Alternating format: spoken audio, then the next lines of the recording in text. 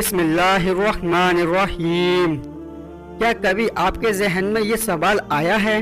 کہ اللہ نے ہمیں فجر کے وقت جاگنے کا حکم کیوں دیا ہے؟ کیا فجر کے وقت صرف نماز پڑھنے کا وقت ہوتا ہے؟ اس وقت کے پیچھے کون سا راز پوشیدہ ہے؟ وہ راز کیا ہے؟ اس راز کو جاننے کے لیے ضروری ہے کہ ہم پہلے نماز کے بارے میں جانیں، جو ہم پر دن میں 5 مرتبہ فرض کی گئی ہے، اور یہ 5 نماز کس طرح فرض ہوئی۔ اس کے پیچھے بھی ایک شاندار وجہ ہے، جس کا مظاہرہ معراج میں اس وقت ہوا جب حضور صلی اللہ علیہ وسلم اللہ سے ملاقات کے لیے انتہائی مختصر وقت کے حصے میں 7ویں آسمان سے بھی آگے تشریف لے گئے تھے۔ اس رات اللہ نے ایک خاص پس منظر میں حضور صلی اللہ علیہ وسلم کو آسمان پر بلایا اور اپنے خصوصی انعام سے نوازا۔ اس مبارک سفر میں اللہ تعالیٰ نے اپنے قرب خاص سے نوازا، انبیاء کرام سے ملاقاتیں کرائیں، جنت جہنم کا مشاہدہ کرایا، اور نیکیوں کا اجر و ثواب اور برے کاموں کا انجام اور عذاب کا نظارہ کروایا۔ اس عظیم سفر میں بہت سے انعام سے نوازا گیا، جس میں ایک خاص انعام امت کے لیے نماز کا تحفہ بھی ہے، اور قیامت تک کے لیے انسانوں کو اپنے معبود اور خالق سے قریب کرنے کا عظیم تحفہ ہے، اور نماز بھی اسی سفر میں عطا کی گئی۔ معراج کی رات جب حضور صلی اللہ علیہ وسلم کو اللہ نے 50 وقت کی نماز پڑھنے کا حکم دیا، تو حضرت موسیٰ علیہ السلام کے کہنے پر حضور صلی اللہ علیہ وسلم نے اللہ سے 50 نماز میں نرمی کی درخواست کی، اور ایسا کئی بار کہا، یہاں تک کہ اللہ نے امت محمد صلی اللہ علیہ وسلم کے لیے دن میں 5 نماز پڑھنے کا حکم دیا، جس کے بعد بھی حضرت موسیٰ علیہ السلام نے حضور صلی اللہ علیہ وسلم کو 5 نماز میں کمی کے لیے اللہ کے پاس ایک بار پھر جانے کا مشورہ دیا، لیکن تب حضور صلی اللہ علیہ وسلم نے فرمایا کہ میں نے اپنے رب سے کئی مرتبہ درخواست کر لی ہے، یہاں تک کہ اب مجھے شرم آتی ہے، اور اب میں راضی ہوں اور اس کے حکم کو ہر طرح سے تسلیم کرتا ہوں۔ ہر نماز پڑھنا ضروری ہے، اور یقیناً آپ کے لیے بھی نماز میں سب سے زیادہ مشکلیں فجر کی نماز میں ہوتی ہوں گی، جس میں نیند کا غلبہ اس قدر ہوتا ہے کہ انسان بمشکل اٹھ پاتا ہے، لیکن دن کے اس خاص حصے میں جو راز پوشیدہ ہیں اسے جب آپ جانو گے تو یقین کریں کہ آپ فجر کی نماز کبھی چھوڑنا نہیں چاہو گے۔ یہاں فجر کی نماز کے کچھ فضائل سنیے۔ 5 نماز میں سب سے اہم نماز فجر کی ہے۔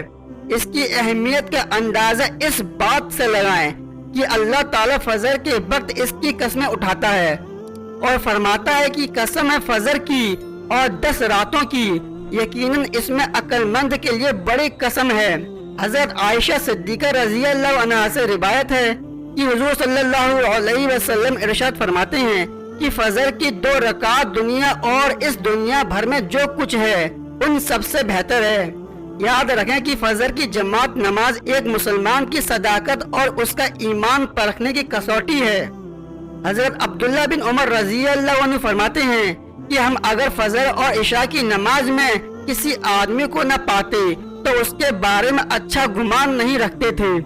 فجر کی نماز جہنم سے حساب ہے۔ حضور صلی اللہ علیہ وسلم نے فرمایا، جو شخص سورج نکلنے سے پہلے اور سورج ڈوبنے سے پہلے کی نمازیں یعنی فجر اور عصر پڑھتا ہے وہ ہرگز جہنم کی آگ میں نہیں داخل ہوگا۔ حضور صلی اللہ علیہ وسلم نے ارشاد فرمایا، جو شخص 2 ٹھنڈی نماز یعنی فجر اور عصر پابندی سے پڑھتا ہے وہ جنت میں داخل ہوگا۔ فجر کی نماز نہ پڑھنے پر حضرت عبداللہ رضی اللہ عنہ سے روایت ہے کہ حضور صلی اللہ علیہ وسلم کے سامنے ایسے شخص کا تذکرہ کیا گیا جو صبح ہونے تک سوتا رہتا ہے یعنی فجر کی نماز ادا نہیں کرتا، تو حضور صلی اللہ علیہ وسلم نے ارشاد فرمایا، ایسے شخص کے کانوں میں شیطان پیشاب کرتا ہے۔ فجر کی نماز کے لیے کس طرح اٹھیں؟ نمبر 1، رات کو ہر حال میں جلدی سوئیں۔ نمبر 2، سوتے وقت فجر کی نماز جماعت سے ادا کرنے کا پختہ ارادہ کریں اور ارادہ کرنے میں مفلس بھی ہوں۔ تیسرا، ایسے اسباب اختیار کریں جن سے فجر کی نماز کے لیے اٹھنا آسان ہو، مثلا موبائل پر الارم لگائیں، مناسب وقت پر الارم سیٹ کر کے اس کو مناسب جگہ پر رکھیں۔ اگر ان امور کی رعایت کر کے سوئیں گے تو انشاءاللہ فجر کی نماز جماعت کے ساتھ ادا کرنا آسان ہوگی۔ پھر بھی اگر کسی دن اتفاق سے اٹھنے میں دیر ہو جائے تو جس وقت بھی آنکھ کھولے سب سے پہلے نماز ادا کرے، لیکن اس کا معمول بنانا گناہ ہے جو کسی بھی طرح جائز نہیں ہے۔ دنیا میں کئی ایسے لوگ ہیں جنہیں بے خوابی کی شکایت ہوتی ہے، جس میں وہ ساری رات سو نہیں پاتے اور پورا دن کام کاج کر کے جب رات کو بھی سو نہیں سکتے تب کئی طرح کی دماغی اور جسمانی بیماریاں جنم لیتی ہیں، اور اس بیماری کا شکار آج ہر دوسرا تیسرا شخص ہو رہا ہے، جس کی بڑی وجہ اللہ کے احکامات کو پیچھے چھوڑ کر دنیا کی رنگینیوں کے پیچھے بھاگنا ہے۔ ساری رات جاگنے کے بعد فجر کے قریب کچھ دیر نیند آتی ہے، لیکن وہ نیند جسم کو پرسکون نہیں رکھتی، جس کی وجہ سے اکثر لوگ جاگتے ہیں اور ہر قسم کی دوائیوں کے استعمال کے باوجود بھی سو نہیں پاتے۔ تو وہ اللہ سے یہ سوال ضرور کرتے ہوں گے کہ اللہ مجھے نیند کیوں نہیں آتی، آخر کیا وجہ ہے؟ بہت کم لوگ ہوتے ہیں جو اس کیفیت میں اپنے اندر پیدا ہونے والی آواز کو سن پاتے ہیں، جس میں ان سے کہا جاتا ہے کہ بستر سے نکلو، نماز پڑھو، اللہ کا ذکر کرو۔ اور یقین کریں جو لوگ اس آواز کو سن پاتے ہیں اور اس پر عمل کرتے ہیں انہیں تا حیات کبھی بے خوابی کی شکایت نہیں ہوگی۔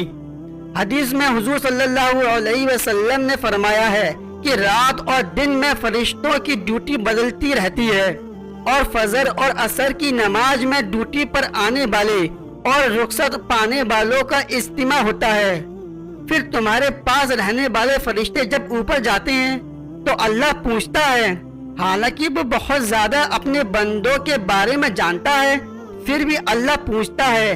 میرے بندوں کو تم نے کس حال میں چھوڑا؟ تو وہ جواب دیتے ہیں کہ ہم نے جب ان کو چھوڑا تو فجر کی نماز پڑھ رہے تھے،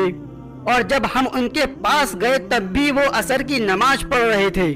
فجر اور عصر کی نماز میں سونے سے منع کرنے کے پیچھے بھی ایک بڑی وجہ ہے، اور وہ یہ ہے کہ آج کی سائنس کہتی ہے کہ صبح سورج نکلتے وقت اور شام کو سورج ڈوبتے وقت سونا نہیں چاہیے، کیونکہ اس وقت آکسیجن کی مقدار زیادہ ہوتی ہے، اس وقت ماحول تازہ ہوتا ہے، اور یہ آکسیجن آپ کو دن بھر فٹ رکھنے کے لیے نہایت ضروری ہوتا ہے۔ تو جو اس وقت سو جاتا ہے اس تازہ آکسیجن سے محروم رہ جاتا ہے، اور عصر کے وقت زمین پر آکسیجن کی کمی ہو جاتی ہے، تو اگر کوئی اس وقت سو جاتا ہے تو اس کو آکسیجن کی فراہم کم ہوتی ہے، جس کی وجہ سے جب وہ جاگتا ہے تو اس کے سر میں درد اور طبیعت خراب بے چینی ہو جاتی ہے۔ اور یہ بڑی وجہ ہے کہ دین اسلام میں ان دونوں وقت میں سونے سے منع فرمایا گیا ہے۔ نماز فجر کے بارے میں ایسے بے شمار فضائل اور بھی ہیں جن کو ہم نہیں جان سکتے، اگر انسان ان کو جان لے تو کبھی کوتاہی نہ کرے۔ حضور صلی اللہ علیہ وسلم کا فرمان ہے، اگر وہ لوگ عشاء اور فجر کی فضیلت کے بارے میں جان لیں تو وہ ضرور بالضرور نماز میں حاضر ہوں گے، چاہے ان کو خود کو گھسیٹتے ہوئے ہی آنا پڑے۔ اب آپ خود اندازہ کیجئے کہ ایک طرف ان دونوں نماز کی اتنی فضیلت اہمیت ہے اور دوسری طرف ان کی ادائیگی میں اتنی سستی اور لاپرواہی برتی جا رہی ہے۔ اللہ تعالی ہم سب کو 5 وقت نماز پڑھنے کی توفیق عطا فرمائے، آمین۔